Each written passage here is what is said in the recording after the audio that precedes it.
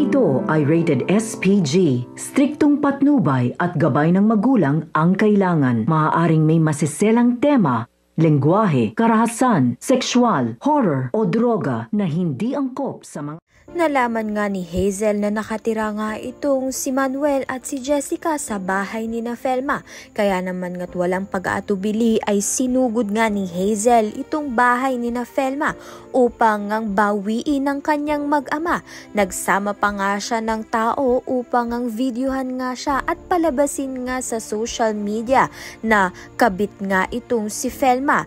Dahil dito masisiraan na naman nga ang negosyo nito ni Felma sa panggugulungang ginawa nito ni Hazel.